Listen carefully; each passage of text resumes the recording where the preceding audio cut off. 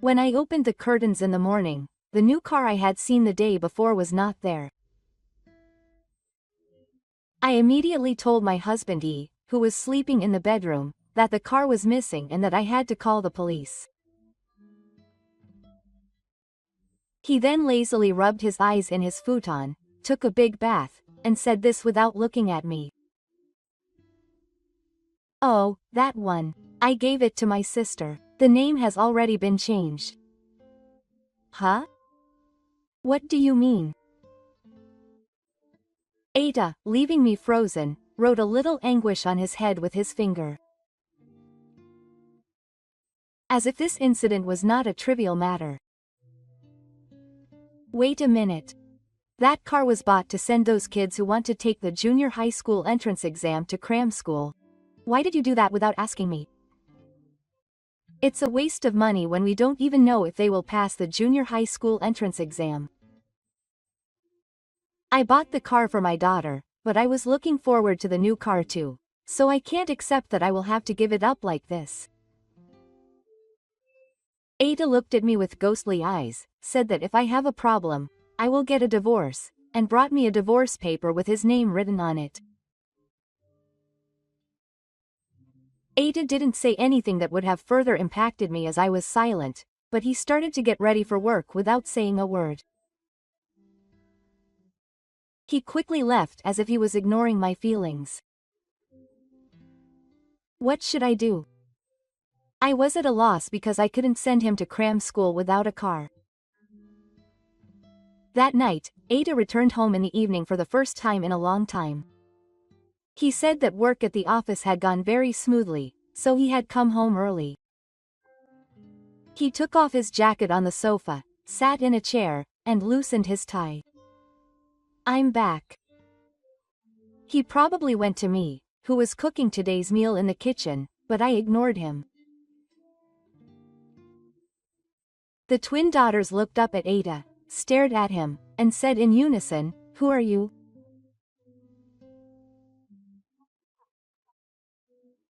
Ada didn't seem to understand what he was saying and only replied in a vacant voice, "Eh." "My name is Nishida Yuka. I'm 35 years old. I live a peaceful life with my husband Ada and our twin daughters."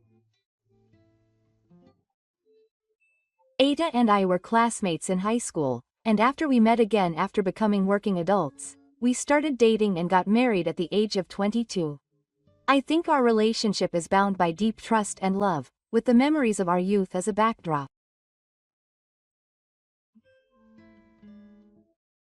I was in charge of the management of the company at work, and I felt very rewarded. However, we often talked about wanting to have 2 children. We are happy with 1 child. But 2 children would be even happier. We got married in our early 20s and were full of dreams and hopes. When I found out I was pregnant, I was happy and surprised at the same time. I was blessed with twins in my first pregnancy. Being pregnant with twins was a joy, but it also brought me anxiety that I would be a burden to the company. I decided to quit my job because I thought it would be difficult to raise the children for a while after they were born. I didn't think about returning to work after I got my 3rd grade and the child rearing settled down. I didn't know many people around me who had given birth to twins, and I thought raising twins would be very difficult, so I didn't want to think about work. It would be a shame to quit my job.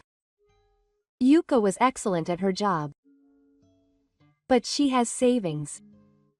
And I'll manage the household finances so that we can get by on Ada's income alone. I'm not in charge of managing the business for nothing. I've always been good at saving money since I was a child. Also, I didn't have any financial problems because I could live comfortably on just my husband's income. During pregnancy, the burden on my body was greater than I had imagined.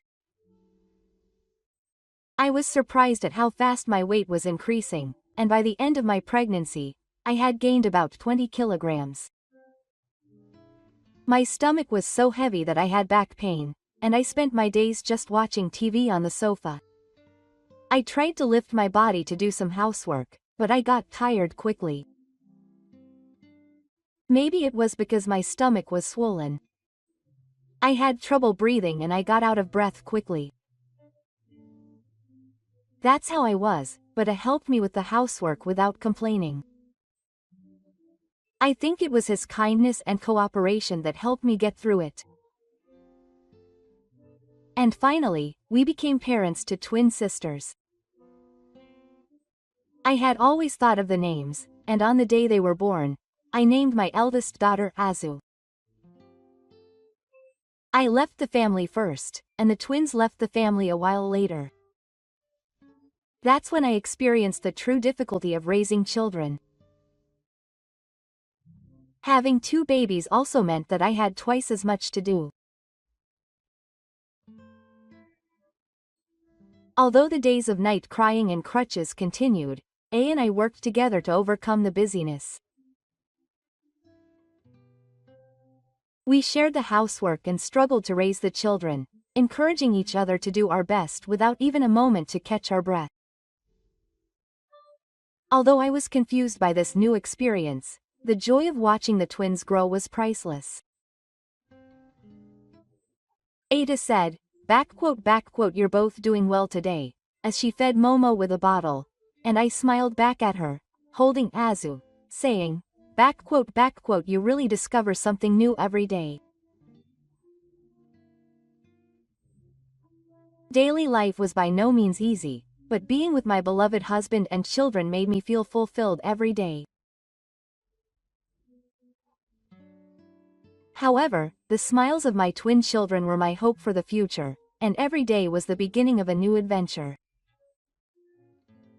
There were many physical hardships, but I think there were many times when I thought, I'm happy.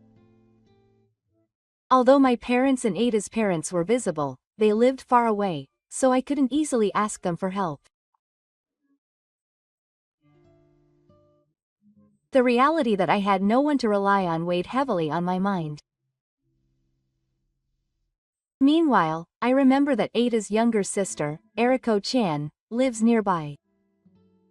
She has a personality that is the opposite of Ada's sociable and cheerful personality, and she is quiet and gives off a somewhat gloomy impression. I remember that when we first met, she had a small voice and rarely looked me in the eye. I tried to get closer to my stepsister several times, but the conversation always ended soon after.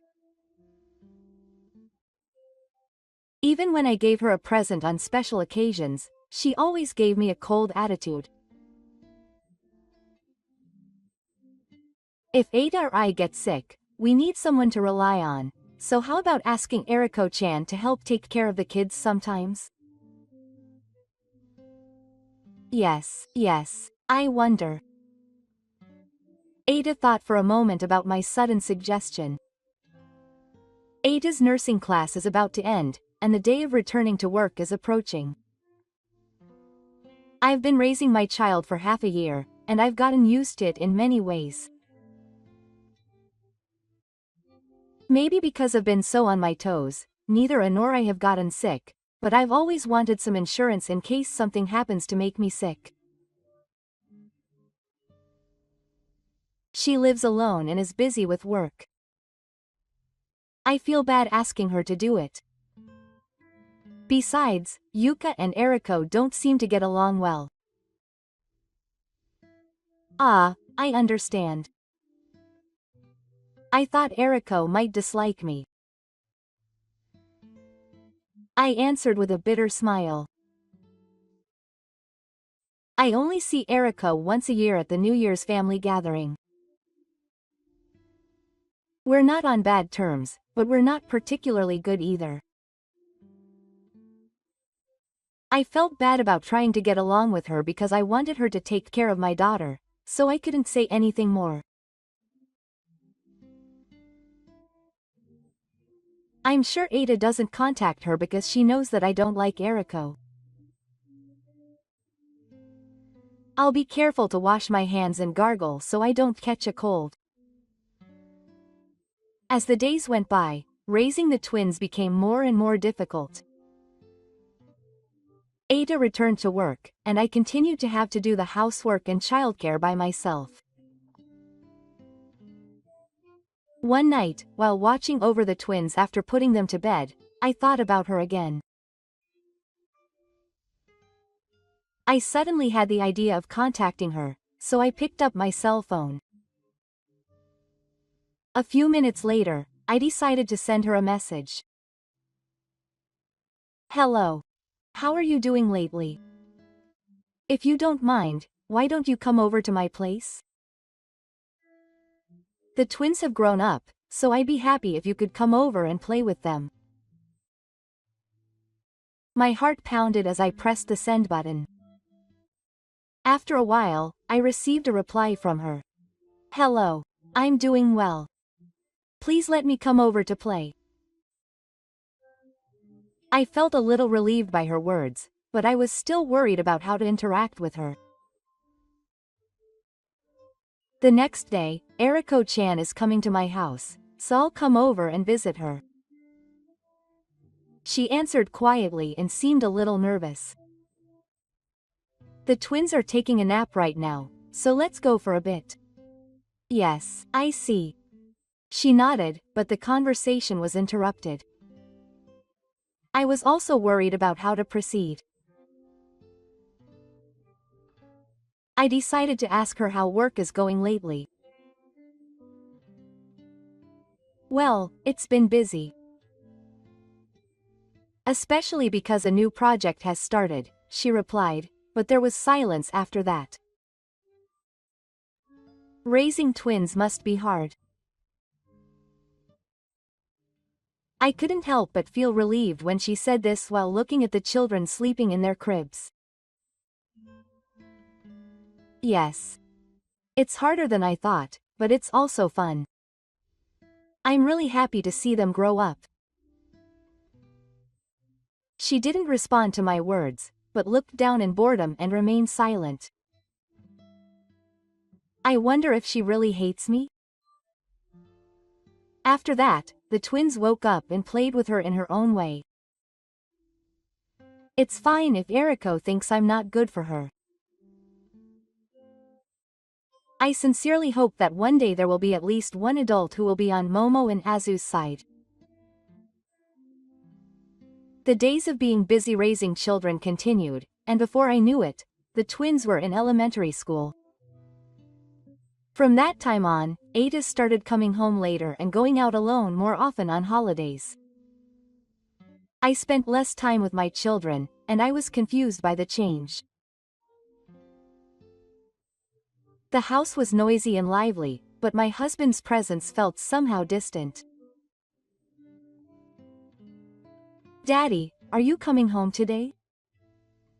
Momo, the older twin, asked anxiously. Azu, the younger sister, quietly listened to her older sister's question while drawing a picture.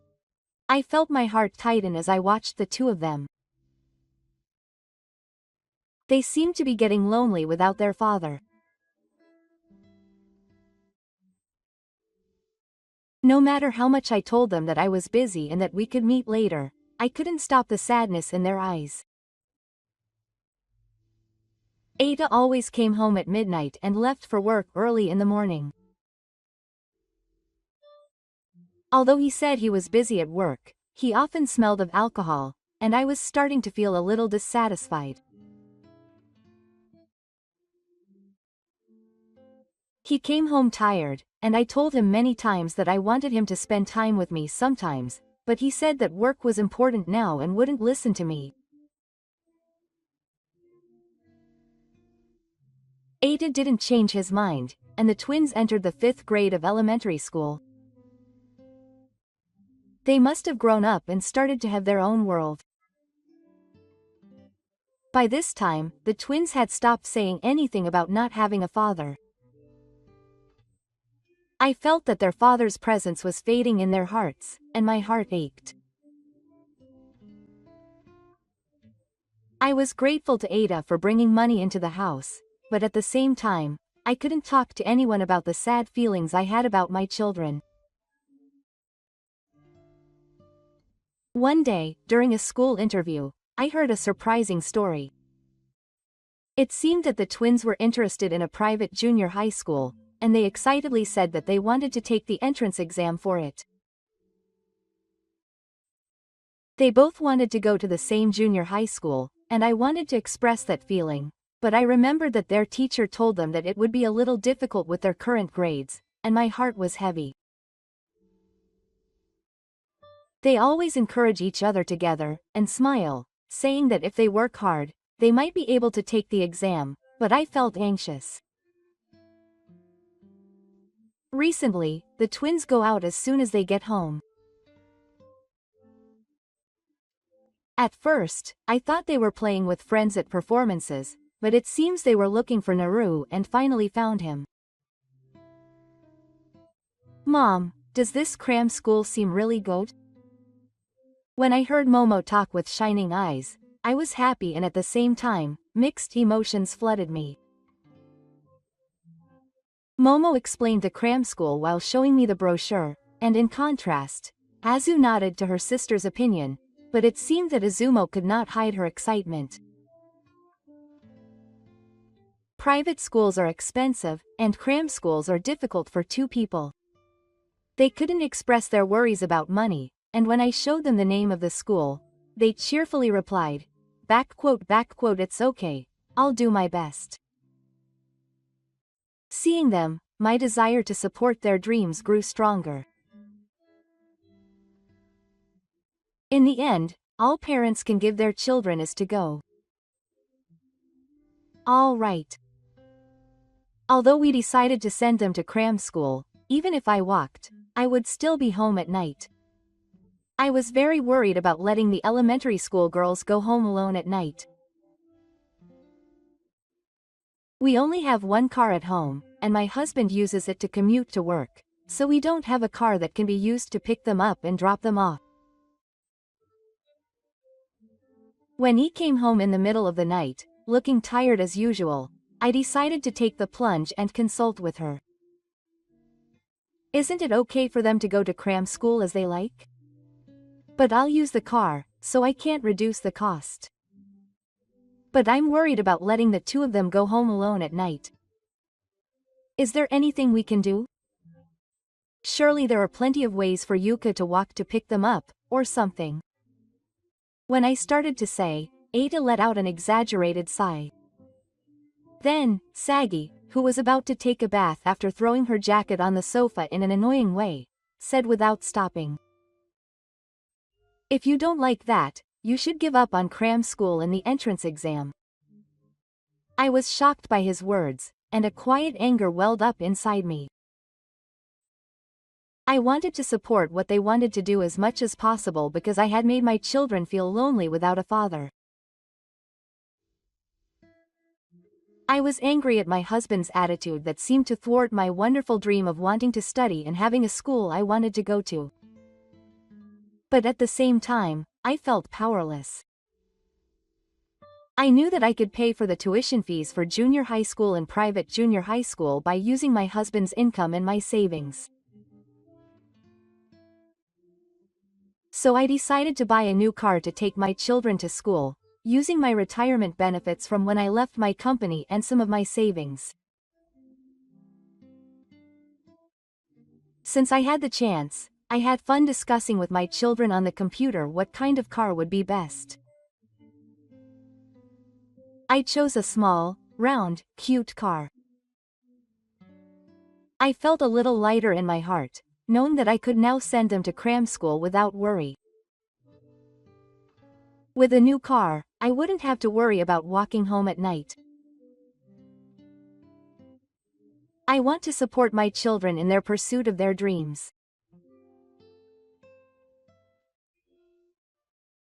That's when I decided to buy a new car, and told my children with a smile that I would take them to school when the car arrived at our house. Seeing my daughter's eyes sparkling, I was convinced that my decision was not wrong. Well, it will be a tight budget, but I have no choice but to work hard to expand the possibilities of these children. I'm also thinking about working part-time if things get tough.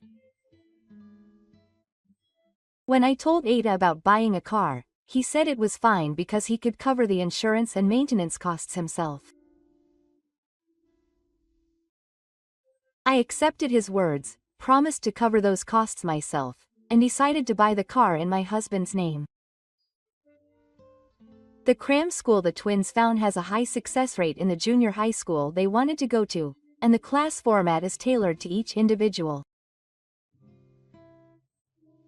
I hope that this will have a positive impact on the future of these children. I asked Ada to come with me to the cram school's information session, but he said it had nothing to do with him and didn't take me seriously. I couldn't help but wonder how he could say it had nothing to do with his own children. I wanted him to at least take an interest in my children, but it was very painful that this didn't happen. On a holiday when the day of enrollment was approaching, we were able to welcome the new car that was waiting in town home. My daughter's eyes sparkled when they saw the car shining brightly under the blue sky. "Mom, the new car is so beautiful. I want to ride it. It's beautiful. But there's a strange smell inside the car." I couldn't help but smile at the voices of the girls who were screaming with joy and jumping around in the car. Now they can go to the cram school without worry, and I'm looking forward to driving them. I want to get in much sooner that day. The girls' excitement didn't stop when we went for a drive. I can't wait for the day to come when I can take them to and from the cram school in my new car. About a week before the day they started staying at the dormitory, I woke up, opened the curtains as usual, and looked out the window. It was a little fun to wake up in the morning and see my car shining in the parking lot. But the sight that caught my eye made my heart jump so much that it hurt.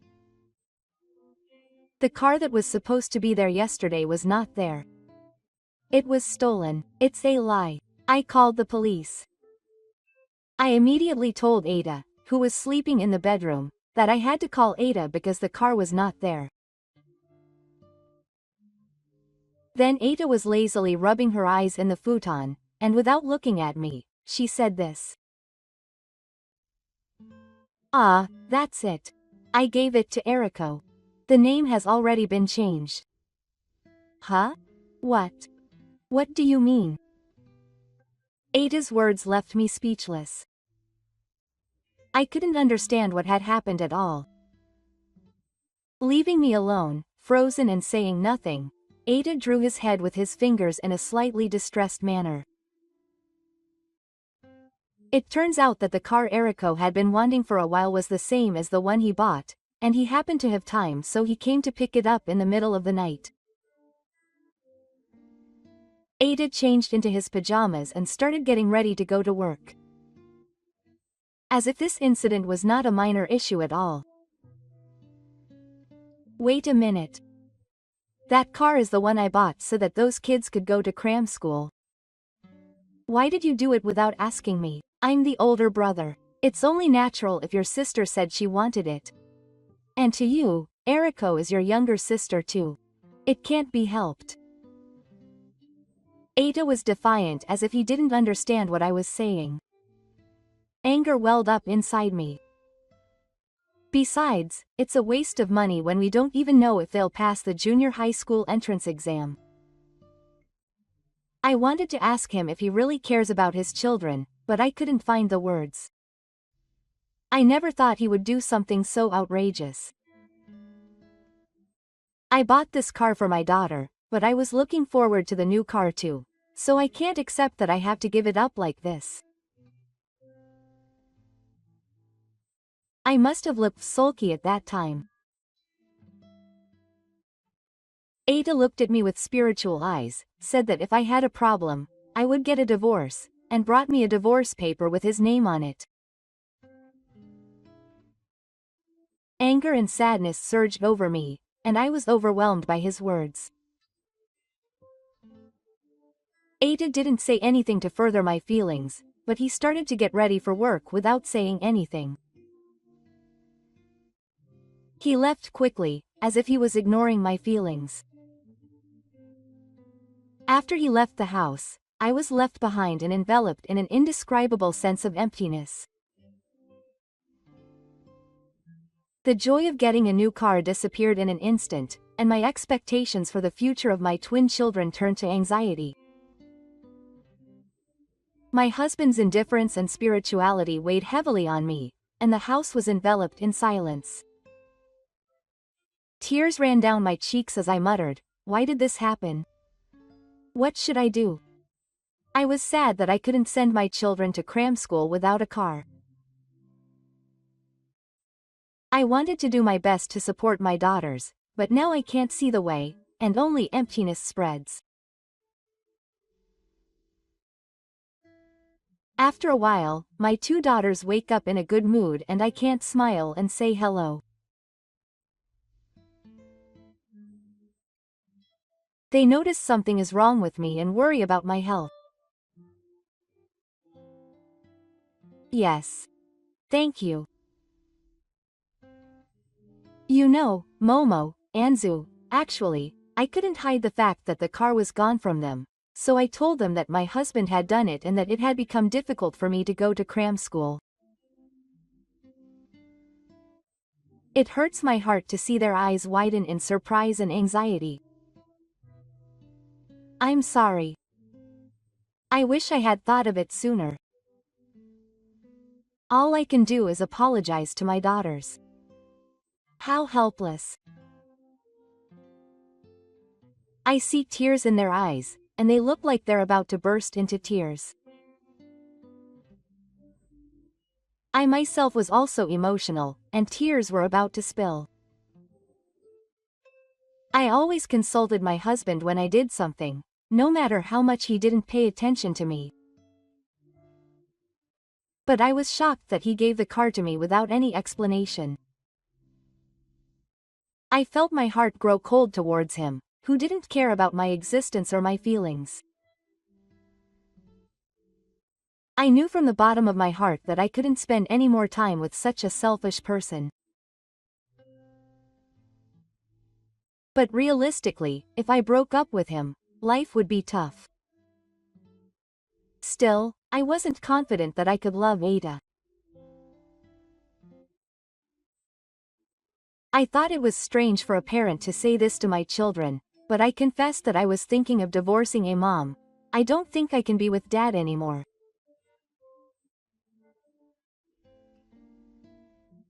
When I said that, my children looked surprised, but they immediately understood my feelings.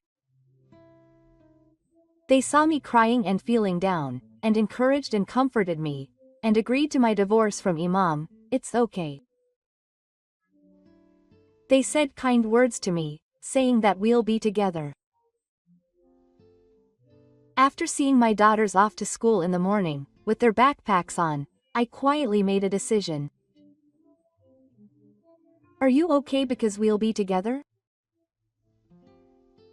I am certainly encouraged by the words I received from my two daughters when they were so young. I am worried about what to do with my life after breaking up with Ada, and whether it will be difficult to pass the junior high school entrance exam.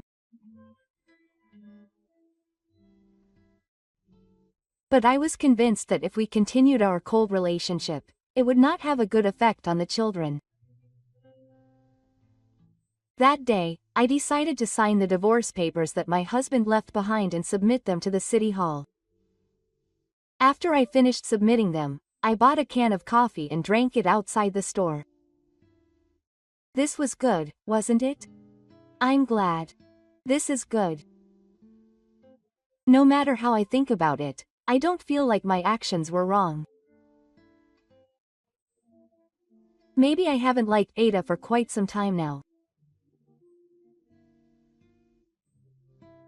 That night, for the first time in a while, A said that work at the office had gone very smoothly in the evening, so he came home early. He took off his jacket on the sofa, sat in a chair, and loosened his tie. The twins continued to watch the anime broadcast on TV in silence. I'm back. They probably went to me, who was cooking today's meal in the kitchen, but I ignored them.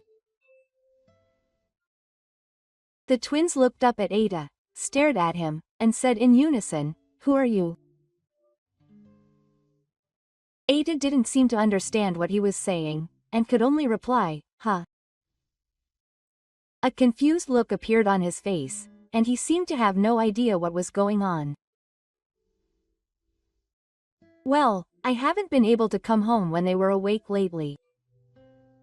But that's just a lame joke. Yuka, are you educating them properly?" "I'm kidding. I've already told these kids." Ada stands there with a puzzled look on his face. He looks like he doesn't know what I told him. It's like he's forgotten what you did and said to me this morning. I put the finished curry in front of my daughters, prepare a drink and a spoon, and sit down. The chair for that was there before is gone, and there were only 3 chairs at the table. I signed the divorce papers I gave him this morning and submitted them to the city hall, so we are strangers now. I tell him in a calm voice.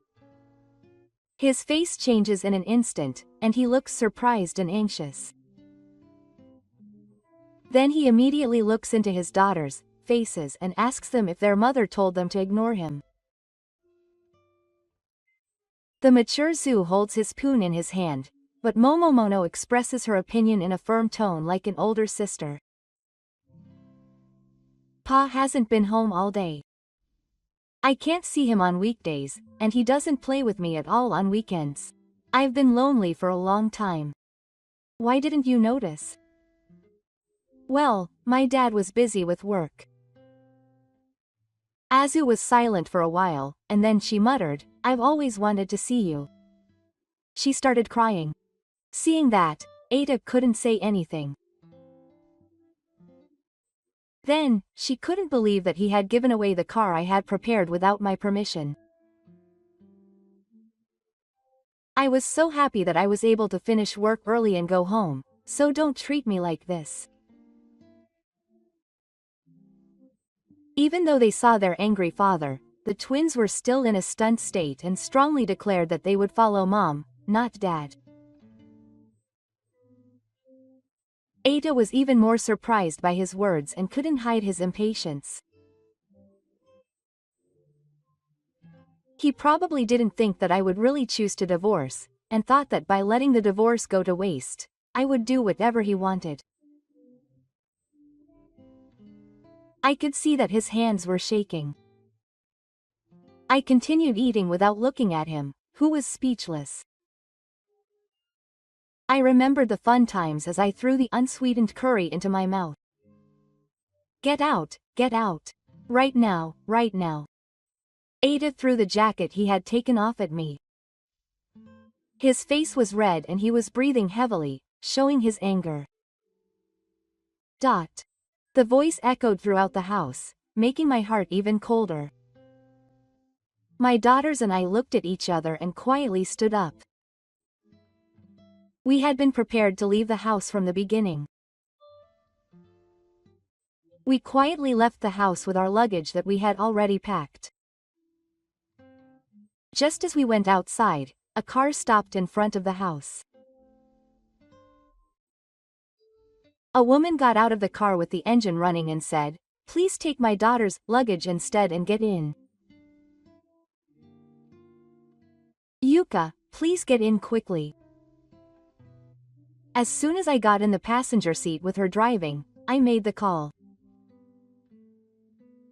The local radio was playing at a low volume in the car, and in the silence of the car, only the faint music reached my ears. During the day, I called Eriko-chan. because I wanted to ask her why she had betrayed Etta with her car.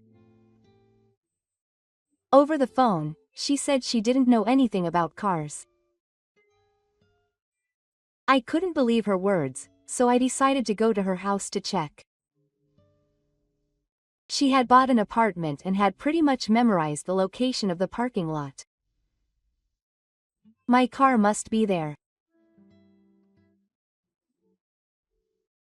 I took the spare key with me and took a taxi to her apartment with the intention of getting it back, but there was a blue car I had never seen before in her parking lot, which I knew.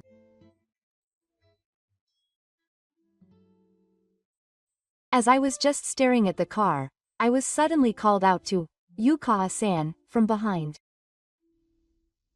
As she looked at me with a suspicious look, I started to tell her the details.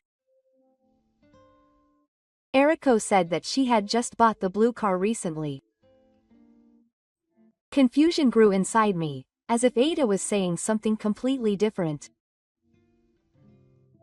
I thought I had to explain to her about Ada's recent behavior and what happened this morning, and that she had been confronted with the divorce.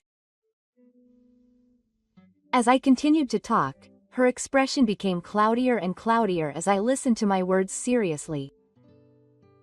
I was thinking of going back to my parents' house after the divorce, but my children have school and I'm not sure what to do next.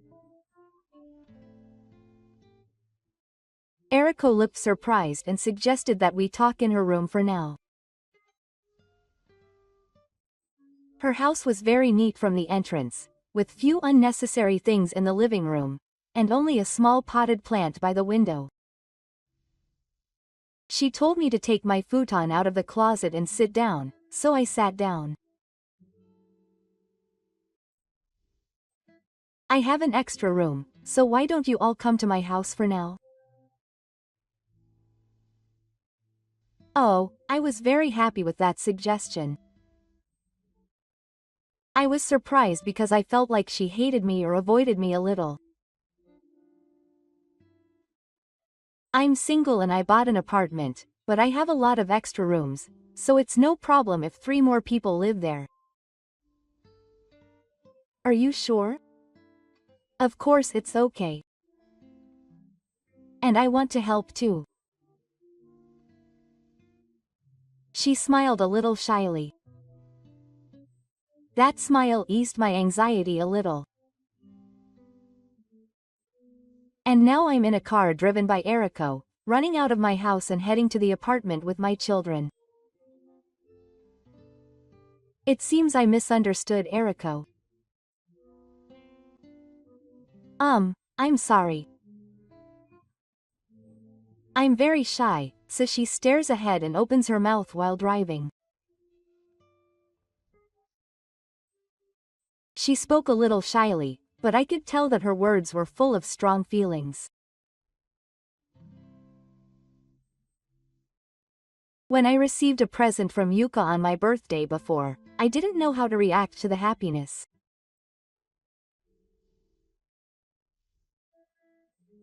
So I couldn't express my feelings well, and a warm feeling overflowed deep in my chest. I had always wondered what she thought of me. Eriko-chan thought I was a wonderful person who was good at her job, and she even admired me. I had no idea she had such feelings.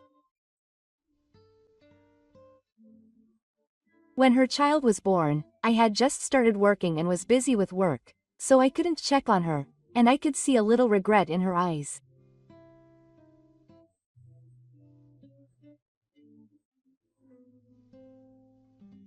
She said that she really wanted to support her more, but she didn't have the time, so recently, when her daughters went to school, she went outside the house to watch their posts.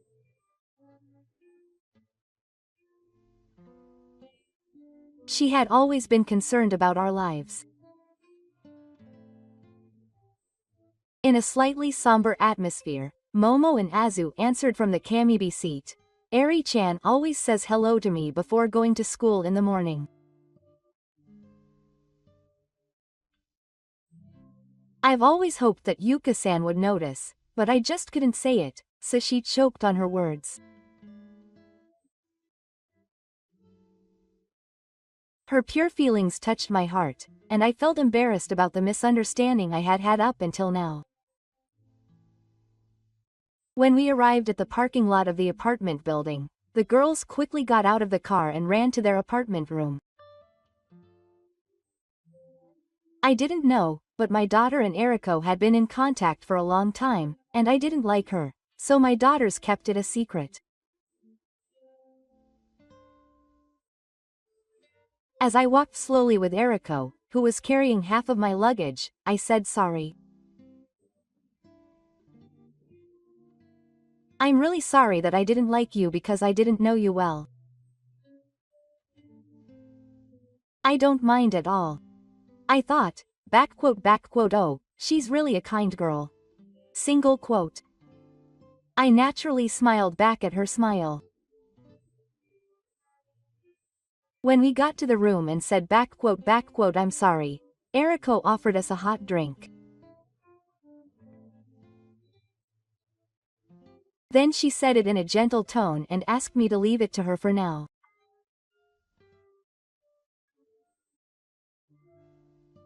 To be honest, I couldn't do anything about it myself, so I decided to leave it to her.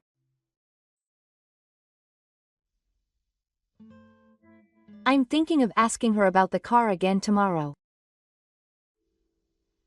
Can you help me? Of course, I'm living here, so I'll leave the preparations to her. I told her to stay home because I'm going to see Ada again tomorrow, and she explained what happened today to her parents and arranged for them to come. Over the phone, I explained in detail how Ada was a bad guy and how I had a hard time. It's certainly true, but somehow it makes me feel a little embarrassed. I didn't know much about Eriko-chan until now, but she knew about me after returning her daughter. The next day, when I went to Ito's house with Eriko-chan, the house was quiet and tense. Soon after we arrived, my husband's parents also arrived. The moment they opened the front door, their expressions of surprise and impatience were visible. What? Why are my mother and father here? What is Yuka doing? What is going to happen? Ada's voice was mixed with a sense of unison. Eriko-chan entered the house without hesitation, and my parents and I followed, and we immediately started talking about the car that started this whole fuss. I didn't even say I wanted a car, and I didn't get one, but the car is gone. What does this mean? I was speechless and couldn't say anything.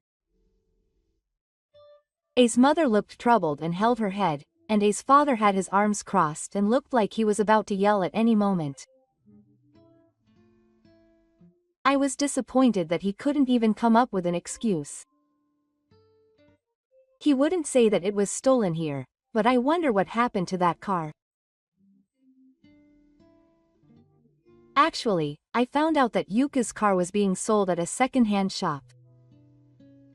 What does that mean? I don't know.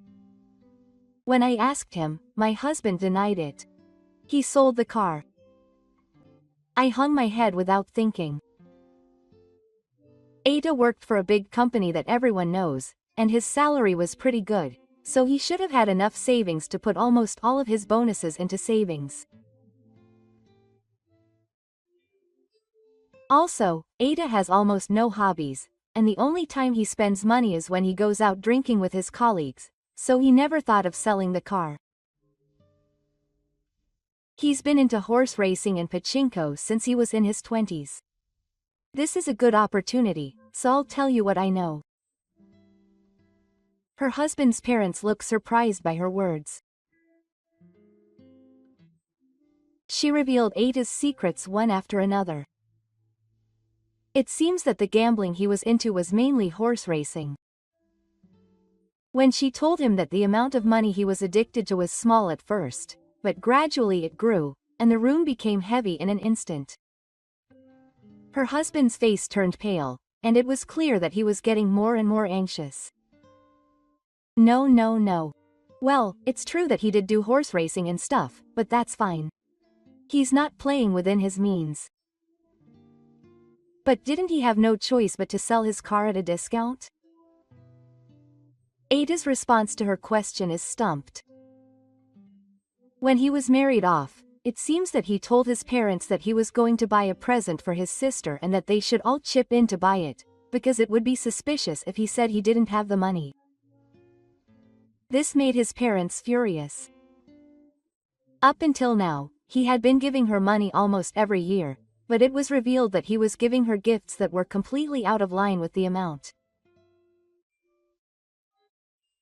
But he was happy with the gift itself and didn't care about the price, but the amount his parents were giving out was enough to change the item accordingly. His parents should have splurged on him because they wanted to make their daughter, who usually doesn't depend on him much, happy, but the money had disappeared on gambling. No, it's true that he did leave some of it to them, but it's not like he didn't buy it. Hey, I'll tell you now, but I gave the baby gift I gave to Yuka properly. I let out a voice. One of the reasons why she had not been able to get along with Ada up until now was that she had not given him a birth gift. She confronted Ada with a straight face and questioned whether he had really spent the money. Ada's expression was hesitant. If he had given her a birth gift, Yuka would have definitely thanked him. But since she had not, I was suspicious, but at that point, her parents both yelled at Ada for being so rude as to make a big deal out of it. Perhaps feeling that he could no longer make excuses for his parents and Eriko's words, Ada finally spoke honestly. After that marriage, he had spent money on horse racing back to elementary school. He was busy during the pregnancy and childbirth of the twins, so he refrained from gambling. Of course. He's saying it like he's great for doing what he does. But as soon as the twins were no longer a concern, he got addicted to gambling again and sold his new car without permission, so he was in financial trouble because of gambling. When I thought about how much he was risking, anger welled up inside me. And at the same time as the anger, I am genuinely happy that Eriko-chan and her parents are yelling at me seriously. I'm sorry. I'll try my best to change my attitude from now on, so please forgive me. That's up to Yuka-san to decide. I felt a little sad when I saw kneeling before me and his parents bowing deeply to me as he repeatedly said sorry in a tearful voice.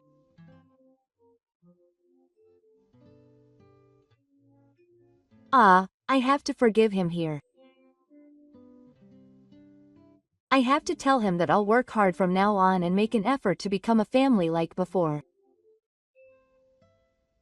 Only Eriko-chan, beside me who is stuck for an answer, doesn't bow her head, but holds my hand and looks at me seriously.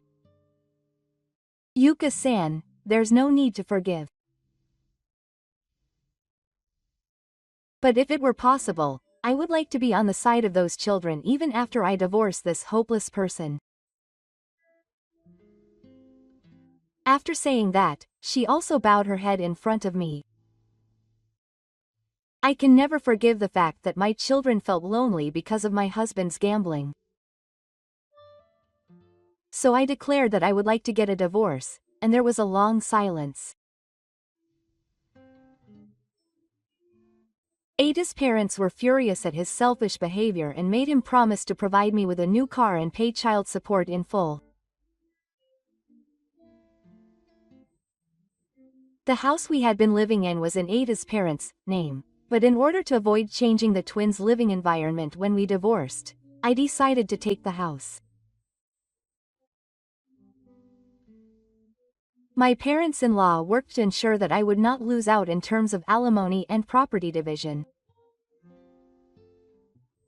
I was very happy that they treated me as their daughter until the end, even though they probably wanted to protect their son. Ada's husband's parents took her in and placed her in a supervising home so that she would not get further into gambling and cause trouble for others. Apparently, she is being forced to live like a student, making sure to call them after work and even being given a gate speech. I had to find a new job after the divorce, but Eriko introduced me to a job. I was leaning towards giving up on my children's entrance exams because I would not be able to support them if I worked. However, Eriko worked from home and said that she could take the twins to and from cram school and help them with their studies if necessary. Thanks to the cram school and Eriko, my daughter's grades improved and they were able to get into the junior high school they wanted. Apparently it was her who recommended the cram school to my daughters, because I believed that they would definitely pass. I continued to have contact with her even after my daughters became junior high school students. Even though I'm divorced from my husband, my sisters still visit Eriko's apartment. And I've been able to treat her like a real sister, and we've become able to talk to each other about anything. I've always wanted to become friends with Yuka. So now I'm very happy. She says such nice words with a dazzling smile. I continue to savor the happy days I spend with someone who cares for my daughters as much as I do. I've been thinking about inheritances a lot lately. The word inheritance seems like a very delicate word. Maybe that's why. I felt like my father's words were triggering something. This house and the insurance money, a certain amount of money. There are a few things I want my family to inherit. Yes. After all, family is the most important thing. My mother-in-law smiled. That smile was somehow creepy to me. It was as if I was not reflected in her eyes at all. My father-in-law, who had just finished his meal, silently handed me a cup of hot water, so I stood up in the middle of the meal and made tea in the kitchen. My father-in-law sipped the tea he had just made and sighed deeply. All of our family inheritances belong to one person, right? Of course. They are our only beloved family. In agreement with my mother-in-law's words, Sei-san, their two biological daughters, also naturally. She called out, "Mom," and proudly spoke of her fate. She looked down on me and acted as if I had no right to participate in the conversation.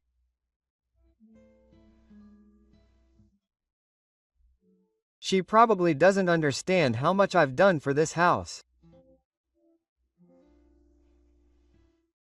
Because I'm the only real family. What on earth was my existence to them after 9 years of nursing and housework? Sei-san, standing next to me with a sad expression, smiles meaningfully and says, "I hope we'll continue to be friends." She doesn't seem to mean anything. She says it to me as if it were a simple greeting. My mother and father laugh at my actions, and something inside me snaps at their innocent attitude. How much I've done for this house. I get up from my seat in the middle of the meal and head to my husband's Buddhist altar in the corner of the room. I look at my husband's face, which is always smiling in front of the altar, and promise to try a little harder. I remember that. But now that my husband is not here, I realize that I'm just a stranger in this house. Yes, you're right. I'm going to leave right now.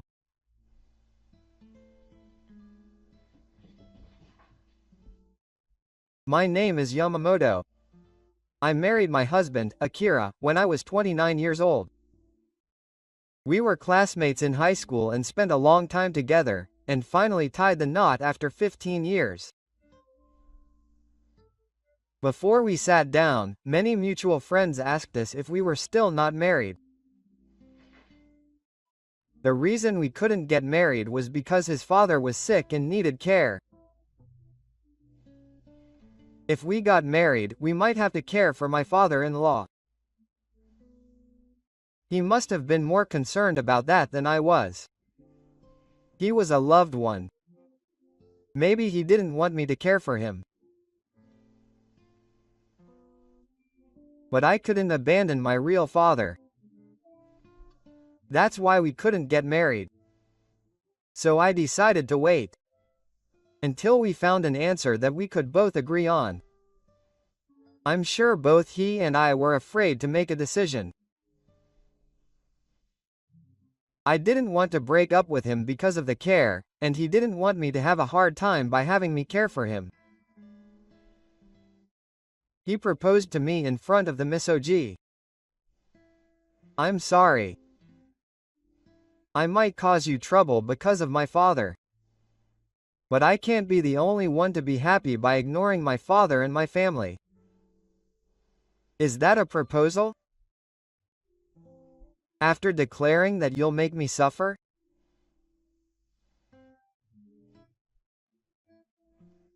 I want to have a relationship where we can laugh together while walking along the river when we're old and have both had our share of hardships. I imagine us walking side by side along the river when we're old. A dead willow tree stands quietly on the bank, its thin branches swaying in the wind. I open my eyes and he's looking straight at me. His eyes seem to be afraid of how I'll respond. I thought it was too late to propose. That I was worrying too much. We've been together for 15 years and you don't know me enough. I want to cherish the family that you want to cherish from the bottom of my heart, so please make me happy. Yes, I'll do my best.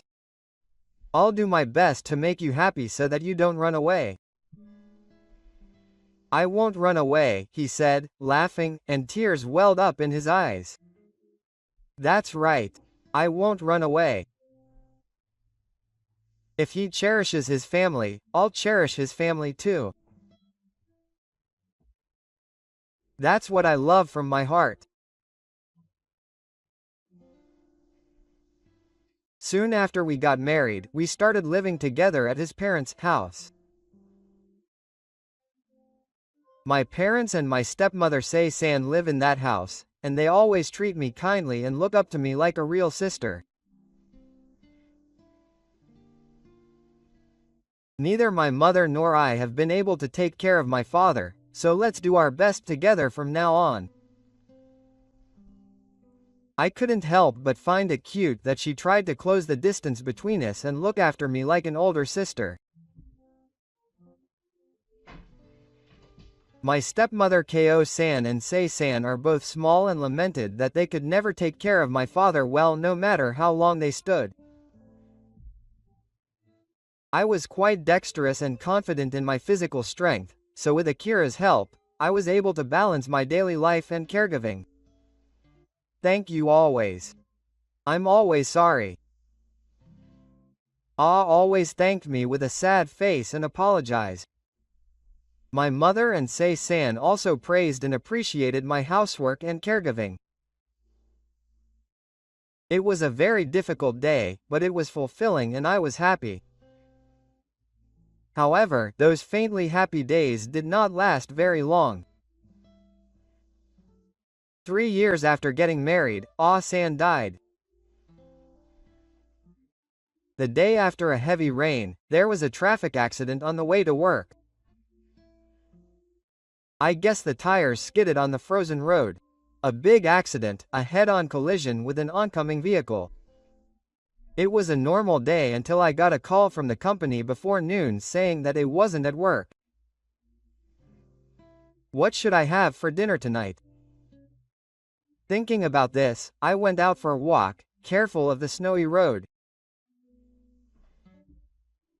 The weather was nice, so I took a slight detour and headed towards the riverside, where I heard a high-pitched bird's cry. I found a river cicada with blue wings flying low over the river, and laughed, saying, "Today is a good day." A few hours later, I was standing there receiving a call from the hospital. Mom, Sei-san, and even Dad, who doesn't usually go out much, were gathered there.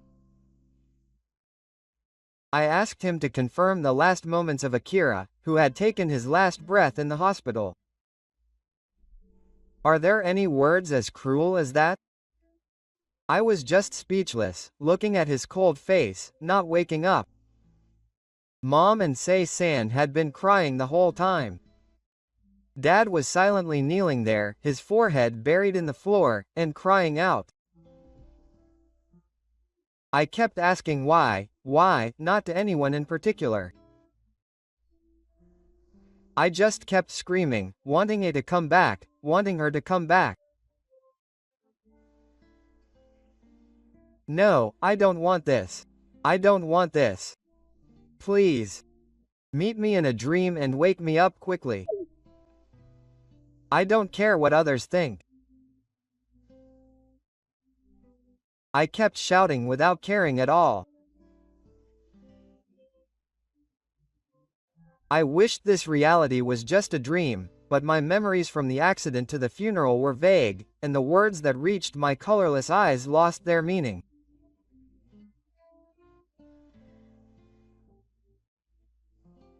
Maybe that's why I didn't notice that my mother's attitude was a little strange during the funeral. Sa-san, what are you going to do now that you're no longer struggling? I don't know what to do yet. Not yet. However, my mother was a little vague in her words, but she suggested that I go back to my parents' house, rather than living together as before.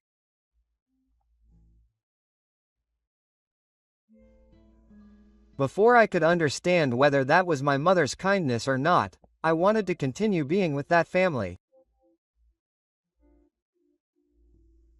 It was too sudden to suddenly lose my husband, and then my family. I wanted to share the sadness of losing him with someone. I clenched my hands tightly, and my nails dug into my palms. I still couldn't accept that he had stopped struggling, so could we live together a little longer? My mother looked a little troubled, then answered briefly, "Maybe tomorrow." When my husband was still around, my mother-in-law and father-in-law were also kind people. Our relationship, which I thought would remain the same even after I was gone, is gradually changing. The words my mother-in-law uses towards me are more and more to like and stick in my mind. I leave all the housework to Sa. Don't leave your personal belongings in the living room. Basically, spend time in the room I used to use. In the 6th tatami room I used to use, my clothes and futon, and the cardboard boxes containing Akira's piece are placed here and there. If I have to spend a while in this room, I need to reduce Akira's piece a little. Thinking this, I look into the cardboard boxes that my mother-in-law has packed up. His personal belongings, who didn't have many hobbies, are just mementos such as keychains and stuffed animals that he bought on trips we went on together. Photos taken on trips to the photo booth diary that we collected together when we were in high school. The brand watch that I splurged on as a gift to celebrate my new job. The black wallet I gave him for his birthday is all very clean and barely used. That person was the kind of person who would put away the things I gave him without using them much. He was always smiling happily.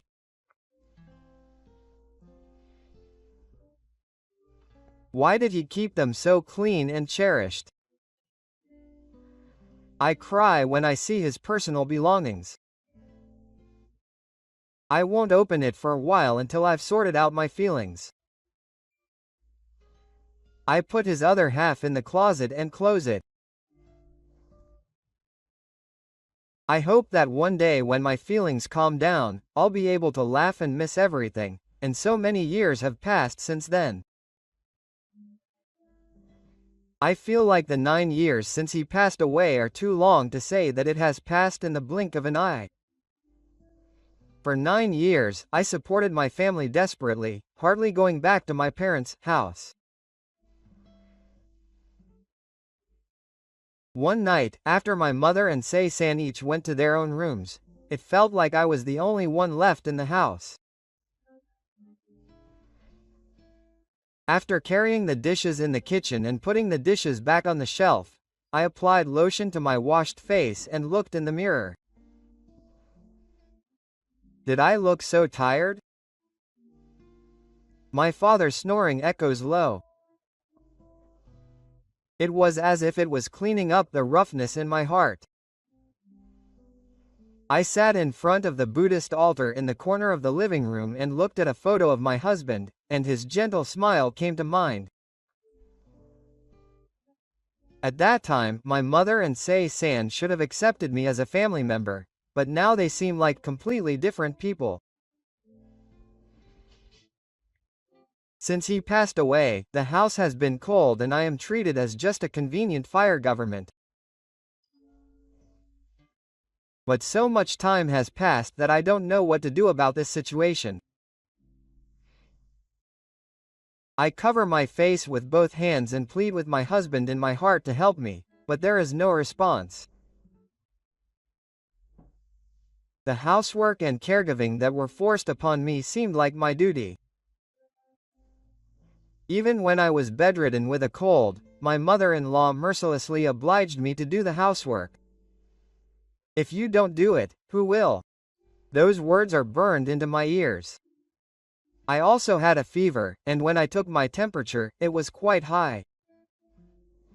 When I told my mother-in-law that I might have the flu, she handed me a disinfectant spray and a mask with an annoyed look on her face. For now, wash your hands and gargle well, wear a mask, and wipe any areas you touch with disinfectant spray. I'm thinking of going to the hospital. You see, even if I go to the hospital, I'll just get medicine for the targeted treatment. It will just make me feel better and get better faster. It would be a waste to pay medical expenses for that. I know. Caregivers won't wait just because you're sick, or because you're not feeling well. Come on, hurry up and prepare some clothes for Dad. I saw off my mother as she turned her back on me and left, tears running down my cheeks. In this place where no one could see me, I quietly spun the bamboo of my thoughts. I wanted to scream in my heart, "Hey, why'd I have to be treated like this?" But I told myself that I was my husband's family and continued to endure. I wiped my hands that were covering my face and told myself that I had to do my best tomorrow. If I didn't do that, I would break.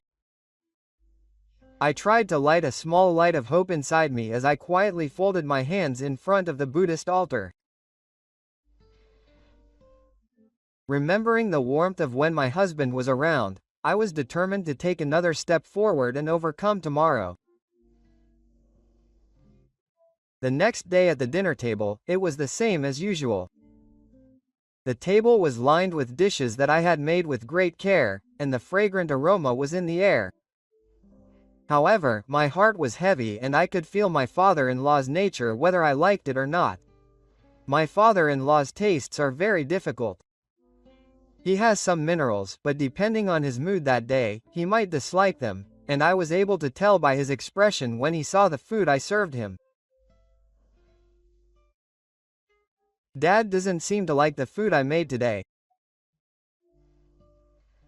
I've been thinking about inheritances a lot lately. My father-in-law suddenly opens his mouth and crumbles the boiled fish with his chopsticks, playing with it by crushing the meat into small pieces. The word, ichi, seems like a very delicate word. Maybe that's why. I felt like my father's words were like a trigger for something. I don't really want to think about it, but it's not a waste to decide early. We have a certain amount of money, such as this house and the insurance money we took out when I passed away. There are a few things I want my family to inherit. Isn't that right? After all, family is the most important thing. My mother-in-law smiles. That smile was somehow creepy to me. It was as if she didn't see my existence at all. My mother-in-law manages all the insurance money when it passes away. I feel depressed as she talks about even the insurance money as if it's a natural inheritance. In the end, my father-in-law left some of his food half-eaten, put his chopsticks on the table, and sat down. My father-in-law, who had just finished his meal, silently handed me a teacup, so I got up from my seat and made tea in the kitchen. After drinking the tea he had just made, my father-in-law sighed. All of our family's inheritance belongs to one person. I couldn't help but look up at my father's words. I can understand to some extent the feeling of wanting to give all of your inheritance to your real daughter. But those words felt like an agreement to exclude me, and my heart skipped a beat. What do you think? You're the only family you love. As if to echo my mother-in-law's words, Sei-san innocently exclaimed, "Of course, Mom," and boasted about her fate. She looked down on me and acted as if I had no right to participate in the conversation. How much I have done for this family. She probably doesn't understand at all. Because I'm the only real family. The moment Sei-san said that, a cold wind blew through my heart. What on earth did I, who had been caring for them and doing housework for 9 years, have in their eyes?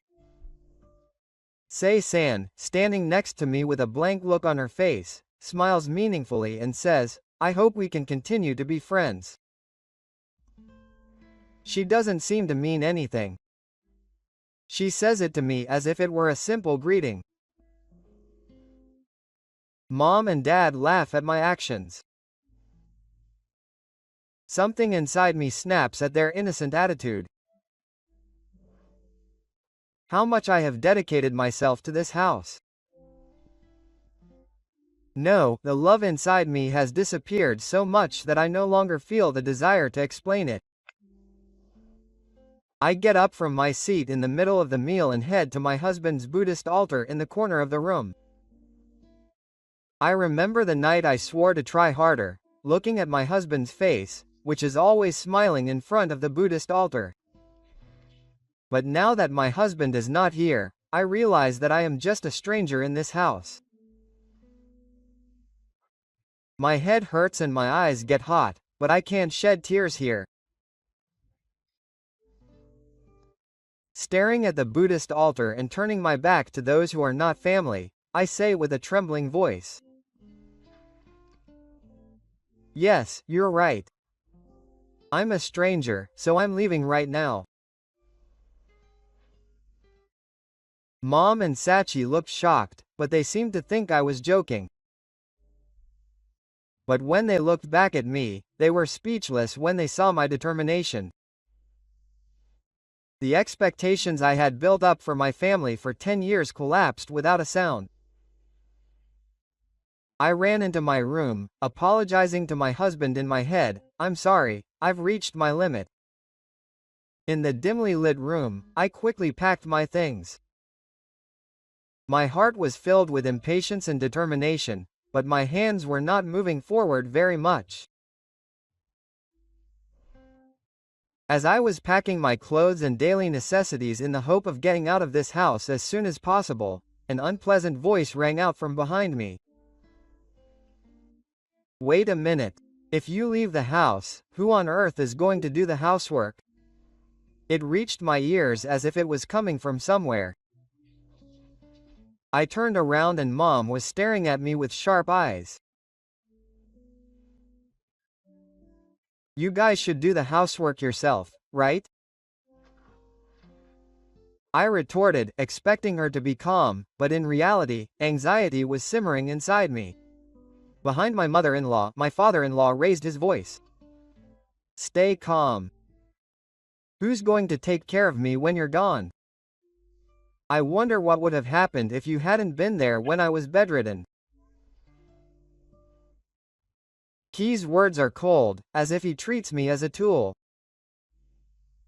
It's as if I'm nothing more than a tool to support their lives. Of course it would be a problem if I, who has been caring for my father-in-law for a long time, were suddenly gone. But if they were going to be in trouble without me, they could have been nicer to me. The days of being treated so badly cross my mind like a sword. Tears are about to spill. Why have I endured it until now? I love them because they are my husband's family. Because I felt that if I left them, my relationship with my husband would disappear. Today I clearly understood. Since my husband died, I no longer had a family. I have been alone. Even at that time, Sei-san's reserved behavior comes into my reality and comes to me. I think it's okay to share a little of the inheritance. So why don't you stay with us? Her voice was mixed with a light-hearted remark, and I'm sure she didn't mean any harm, but I felt uncomfortable. What are you talking about? You're not family, so I don't need that. I push her away without looking at Hyde-san. Anger slowly rises in my chest. There are not many clothes in my small 6-tatami room, only enough for a trip.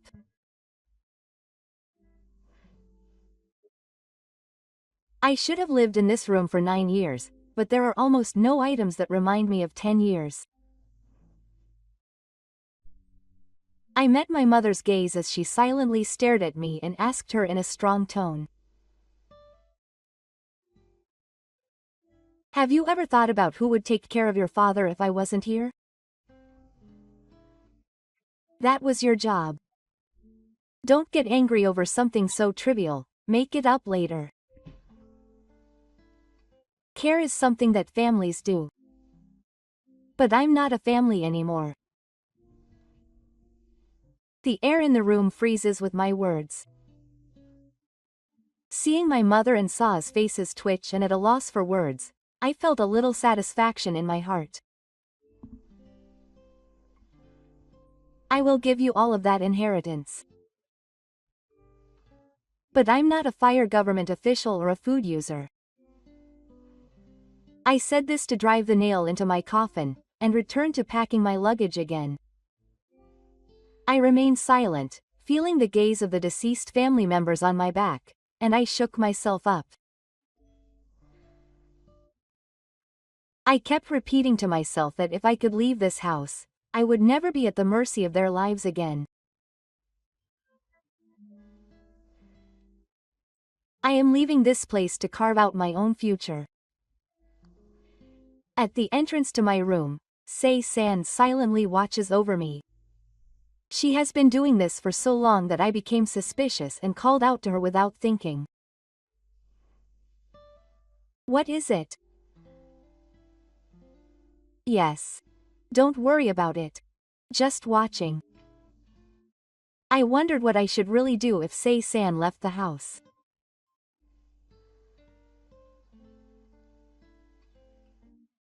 Sei-san didn't leave my side, checking her cell phone over and over again. The next morning, I woke up early. I had been tidying up the room until midnight and hadn't even taken a bath, so my body smelled a little. No one was probably awake yet. The house was quiet, but my heart was rough. I've been there for a long time. Today I'm leaving the house. Before leaving the house, I wanted to check my husband's house and belongings, so I started searching the storage and drawers. The cardboard box with the remains of my husband that I thought I had put in the closet is gone. The more I searched, the more I noticed something strange about the storage area. I realized that no matter where I looked, it was nowhere to be found. Anxiety tightened my chest. Where did they go?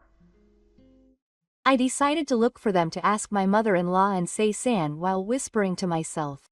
When I headed to the living room, the two of them were standing there with triumphant expressions. I thought they were asleep until just now, but they were already dressed properly and ready to go from early in the morning. Mom's face was filled with satisfaction, and Sei-san was smiling next to her. Good morning. I called out to them, but I could feel their expressions twitching. Good morning. You've come at just the right time. I'm going to put yesterday's cooking in the garbage bag now. I frowned, not understanding what Mom was saying. With a happy look on her face, she prepared several translucent garbage bags and started to pour the leftovers from the other day into them. I also have a little wisdom in mixing in food waste when throwing away underwear and such. Yes. Photos and letters taken when you and I were young are in here. With a mean look on her face, she puts everything she knows into the plastic bag. After putting everything in, Sachi closes it lightly and starts shaking it up and down to mix it.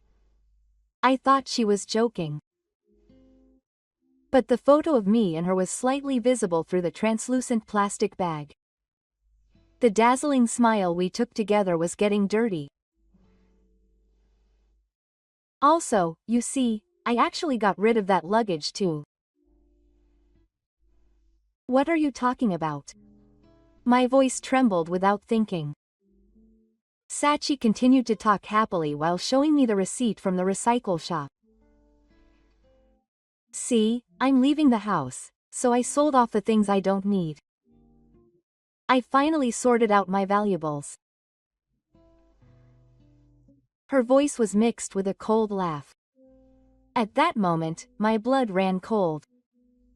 It felt like everything had gone dark before my eyes. My precious engagement ring was a photo of me and my husband. A keepsake my husband left me.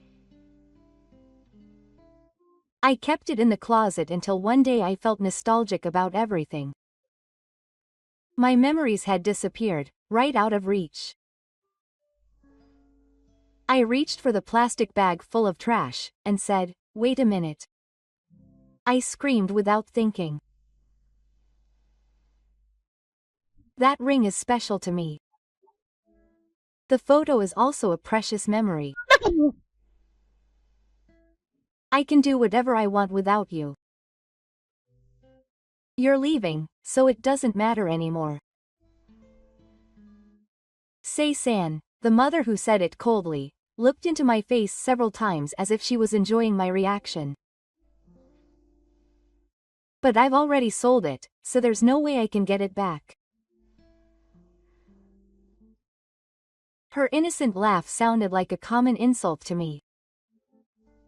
It became hard to be there, so I stood there in silence. I felt the memories of my husband crumbling in my heart, and I wanted to just leave without saying anything. What a horrible thing to do. Rather than being terrible, I even felt terrified by their actions. The time I spent with my husband in my life was never a waste. But for them, even those memories seemed to be a loss.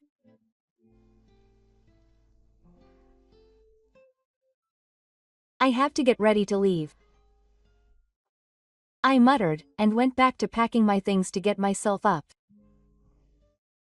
Still in shock at losing one of my husbands, I renewed my resolve to leave this house. Last night, while I was packing my things, my mother-in-law and Sei-san had taken my husband's other half and valuables. They chose things that looked valuable from the closet without my noticing. After my mother-in-law went out without me noticing, she quickly sold them at a second-hand shop and returned home with the money. Meanwhile, Yoshima stayed at home and watched my movements while waiting for my mother-in-law to return. I was completely unaware of this and just focused on packing my things. I gradually became angry that my memories with my husband had been taken away. My hands began to tremble as I packed my things while screaming in my mind, "How could you do this?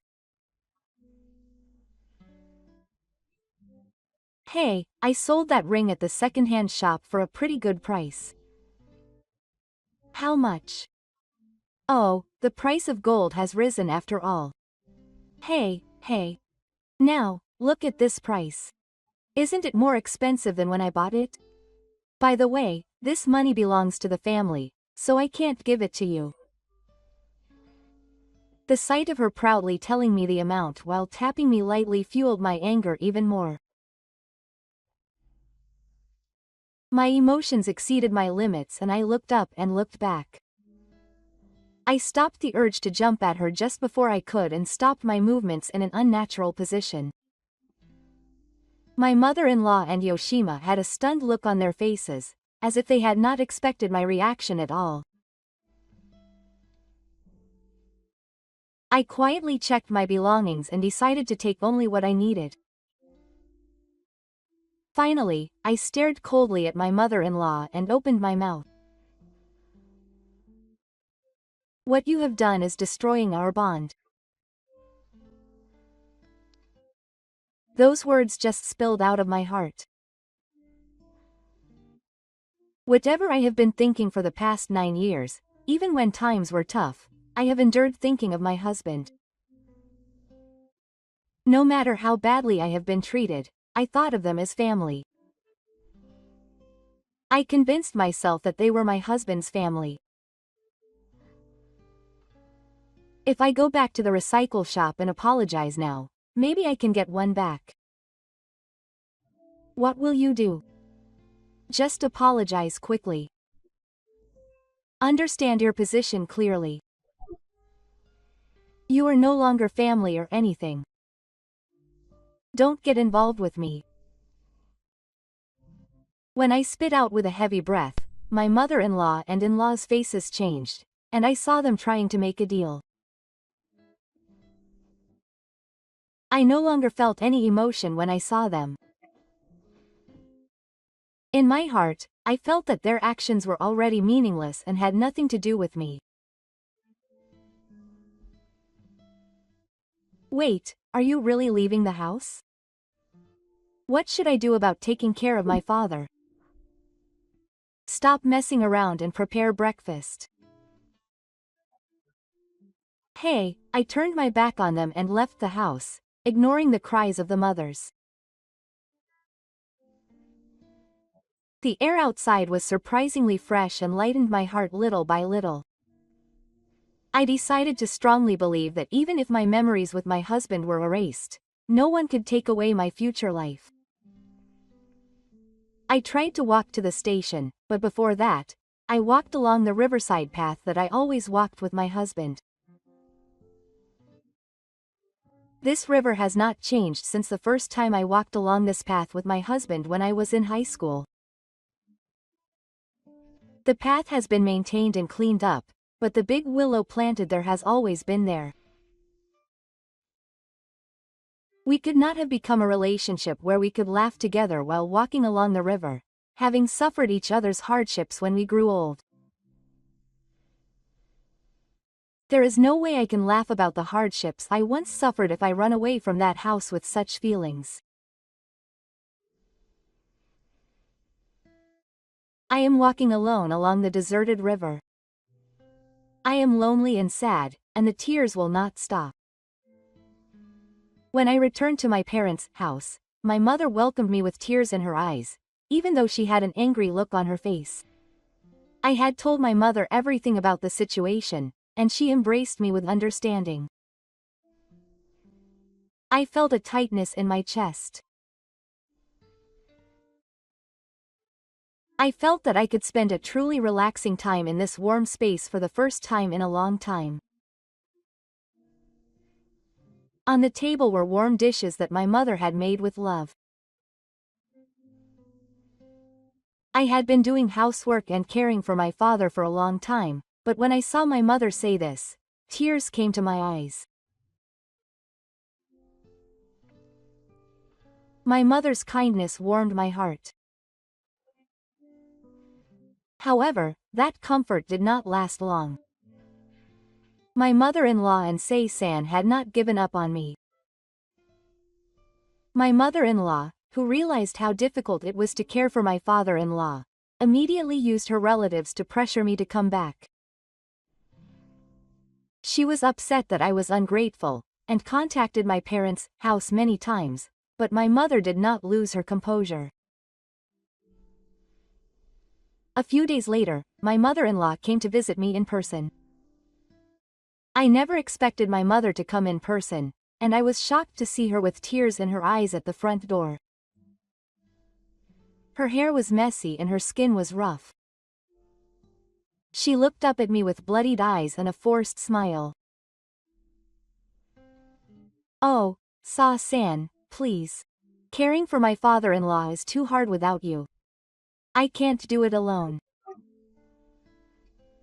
Isn't that a very selfish thing to say? But it seems like she's really struggling, and I can feel her daily fatigue from her appearance. I think about how hard it must have been for my mother-in-law to change so much after just a week of me leaving the house, and I join in for a bit. Behind my mother-in-law was Sei-san. She looked relatively normal, but she put her arm around my mother-in-law's shoulders and had a pessimistic look on her face. "I can't do housework either. My life is so messy. Please come back." Her voice was filled with the desperation of her trying to get me back. As I heard her words, I thought back to how I'd been treated up until now. They only wanted me for their own convenience. I felt anger welling up inside me, thinking that they just wanted me to come back as a useful presence. My mother-in-law knelt down in front of me in silence, rubbing her forehead against the floor. Sei-san seemed to be completely taken aback by this action, and as she stood there, my mother-in-law immediately grabbed her head and sat her on the ground. "I fully understand how much I've caused you pain over the past 9 years.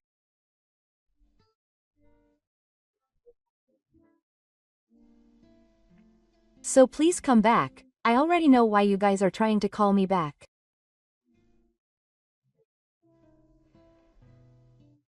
I told her with a resigned attitude. I want you to come back and do the housework because it's hard to take care of your father. That's what you mean, right? As a convenient fire government. My mother-in-law was speechless, and Sei-san also had a surprised look on her face. I continued. Do you know how much I've done for you guys? You treated me as just a tool. No, that's too much to suddenly start saying you need me as soon as I'm gone. My mother-in-law tried to open her mouth, but no words came out. Sei-san also had her eyes wide open and couldn't say anything. I realized how much it meant to me to be able to firmly assert my position in front of them.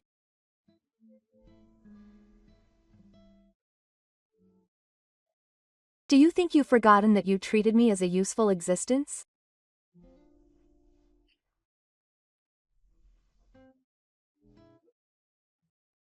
Have you ever thought even once about how hard I've been? When my mother started to say, "But you're not here," I immediately cut her off. The time has come for you to think for yourself about what you'll do without me. I no longer have any obligation to support you. The two of them just stared at me in a daze. I guess they didn't think I, who had never rebelled until now and had simply supported my family, would become so stubborn. If I get down on my knees and apologize, they'll forgive me. I could see that thinking, and I had no intention of forgiving them. Even if I return, I have no intention of meeting your expectations. I'm no longer a family member. With those words as my last words, I stood up and closed the front door. The two of them looked at me with despair until the door closed and then disappeared. At the last moment, my mother desperately pleaded. Please come back. Come. We can't do anything by ourselves. There was a deep pity in her voice, but I answered calmly. I don't intend to get involved anymore. You have to manage your own lives. Leaving those words, I left the place. I heard my mother's screams through the door, but I didn't look back. When I returned to the living room toward the entrance, my mother silently made tea for me. My mother smiled and said in a small voice, "Thank you for your hard work." Single quote. I put the cup of tea to my mouth and sat deep in the chair. I closed my eyes without thinking, put the cup I was holding on the table, and fell into a deep sleep. After that, my mother-in-law and Sei continued to push housework and caregiving onto my mother-in-law, and the caregiving became more and more difficult for them, and they became even more exhausted. In the end, my father-in-law was placed in a facility, and the family finances became difficult. Their lives gradually became more difficult, and their smiles faded away. In addition to the daily fatigue, I can see them pushing the responsibility onto each other as the family finances became tight. My mother-in-law blamed Sei, saying that if she had helped more, this wouldn't have happened. Sei countered that she was not the only one suffering. The house may be filled with a miserable atmosphere of constant arguing. As time passed, their lives became more and more difficult, and I heard that they were living a life where they were so upset that they could not even eat enough. My mother-in-law's face was grim, and Sei's eyes were filled with fatigue. I can imagine the two of them, who were once strong-willed, now sad and hunched over. One day, my mother made me an unexpected proposal. It was an invitation to appear as a lecturer at a lecture on the theme of nursing care to be held at the local community center.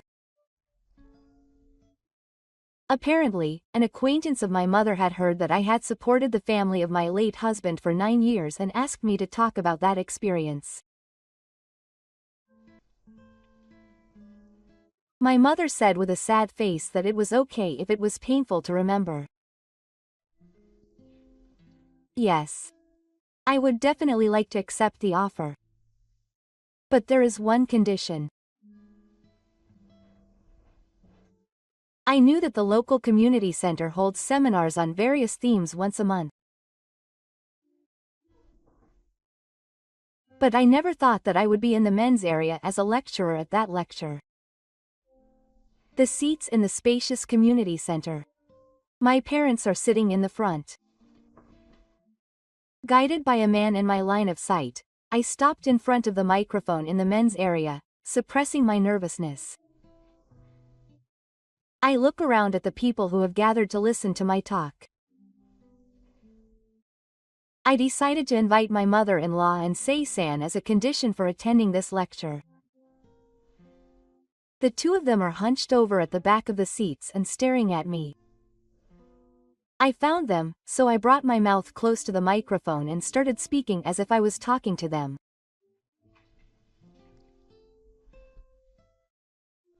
Thank you all for coming today.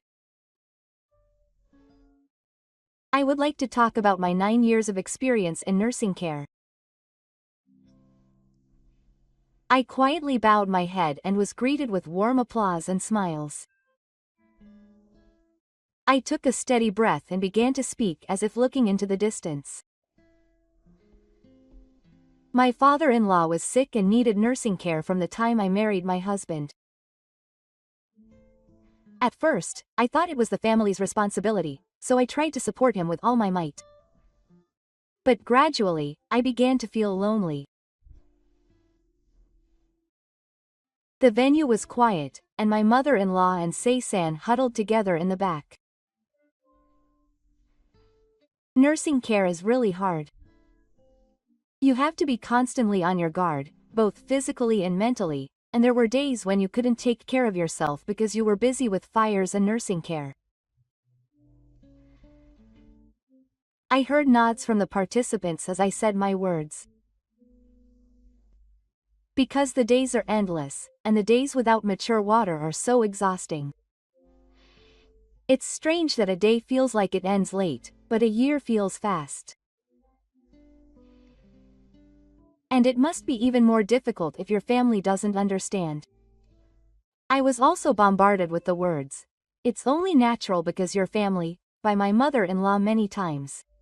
At that moment, the faces of my mother-in-law and Sei-san, who were far away, twitched. I kept making eye contact with them. But that's why I realized. Caregiving cannot be completed by one person. Families support each other. Some participants shed tears as they empathized with my words that this is important. Seeing them, I felt the anger that had been smoldering inside me was gradually released. The most painful thing I have experienced is being treated as just a useful existence. I thought I was supporting him with love, but it didn't get through to the other person. I loved my late husband with all my heart. That's why I wanted to love the family he loved with all my heart. When we lived together as a family, there were always smiles in the house. I can't go back to those days now, but I was certainly happy back then. So I have a request for everyone. Both the caregiver and the person being cared for should understand and respect each other's feelings. No one should bear all the burden, and no one should be sacrificed. It may sound like a nice thing to say, but don't push yourself to the limit like I did and sacrifice yourself. Your life is for you alone. At that moment, the hall went quiet, and my mother-in-law sat hunched over.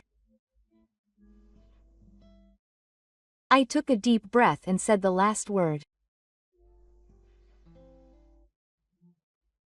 My life is the result of my 9 years of devotion.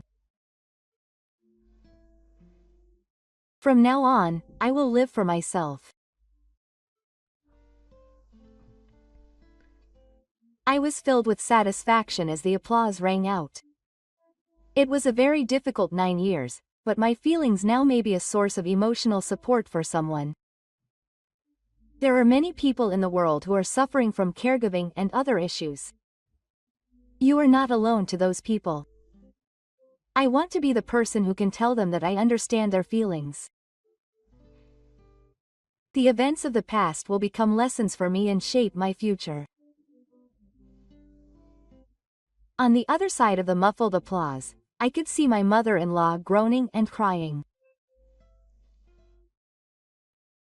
From her expression and mouth, I could tell that she was sorry to me many times.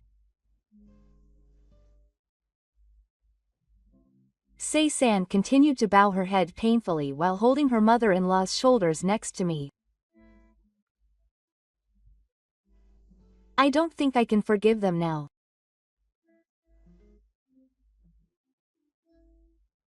But someday, when I'm older and I'm walking along the river, I'll remember the hard times I've had and my late husband, and above all, the peace of mind I felt.